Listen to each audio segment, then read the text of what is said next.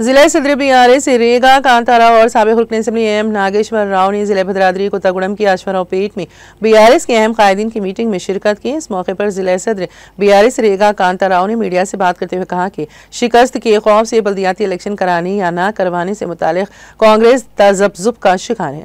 हिम्मत न होने की वजह से वो सिर्फ सरपंच का इंतखाब करवाने की बातें कर रही हैं। उन्होंने कहा कि बीआरएस के दौरे इख्तिदार में रियासत की तरक्की और अवाम की फलाह बहबूद के लिए बेशुमार इक़दाम किए गए।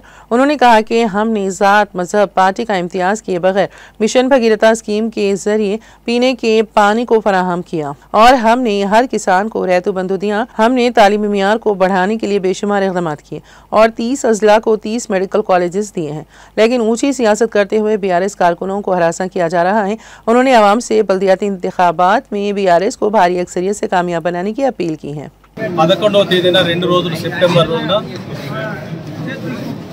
గౌరవ మాజీ మున్సిపల్ శాఖ మంత్రులు బీఆర్ఎస్ పార్టీ కార్యనిర్వాహక అధ్యక్షులైనటువంటి కేటీఆర్ గారి భద్రాద్రి జిల్లా పర్యటన 2 రోజుల పాటు ఉంటుంది।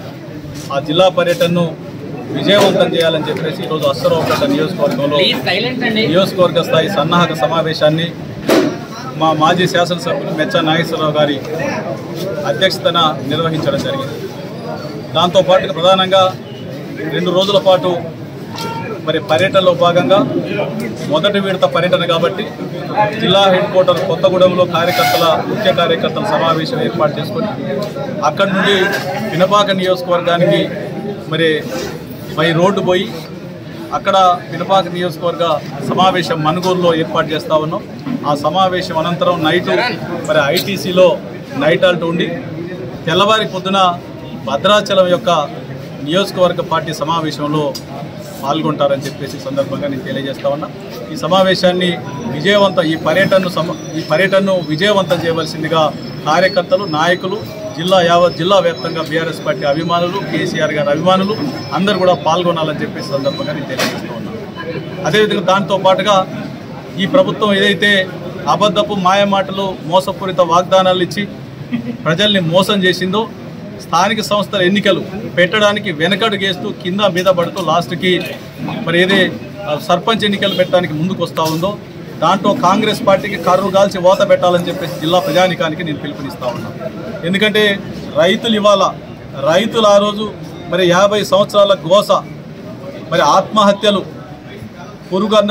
పెరుగన్నంలో పురుగుల మందు వేసుకొని అన్నం తిని చనువు సాలించినటువంటి పరిస్థితులను చెల్లించినటువంటి ముఖ్యమంత్రి కేసీఆర్ గారు అన్నాడు రైతు బాగుంటేనే రాజ్యం బాగుంటుందని చెప్పేసి రైతు సంక్షేమ ప్రభుత్వంగా రైతు పక్షపాతిగా ఆ రోజు అనేక సంక్షేమ కార్యక్రమాలు తీసుకొచ్చి ఈ ప్రపంచంలో లేనటువంటి రైతు బంధు రైతు బీమా లాంటి పథకాలను తీసుకొచ్చి మరి పెద్ద ఎత్తున రైతుల్ని ఆదుకుంటే ఈరోజు రైతు బతుకులు అధోగతి పాలైనటువంటి పరిస్థితి మీ అందరికీ తెలుసు।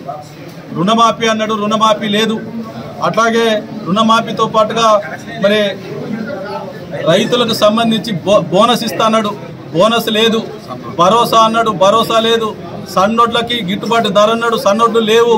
ఇలా లాస్ట్ కొత్తారికే పంటలు పండించుకోవడానికి ఓ పక్క వర్షాభావం, దాంతోపాటు రైతులకి యూరియా బస్తా దొరకక ముందు మరి అందరూ పోయి రైతులందరూ పడిగాపులు కాస్తూ ఉంటే ఈ ప్రభుత్వం చెల్లించక ఈ ముఖ్యమంత్రి చెల్లించక ఈ జిల్లాలో ఉన్నటువంటి 3 మంత్రులు కూడా సహాయం చేయాలనేటువంటి ఆలోచన లేక ఏ ఒక్క పిఎస్సిఎస్ సెంటర్కి సహకార సంఘాల దగ్గరికి పోయి ఏమైంది రైతుల్ని కనీసం ధైర్యం చెప్పేటువంటి ధైర్యం లేనటువంటి 3 మంత్రులుండి వీళ్ళంతా కూడా మరి బీహార్ ఎన్నికల చుట్టూ తిరుగుతూ ఉన్నారు।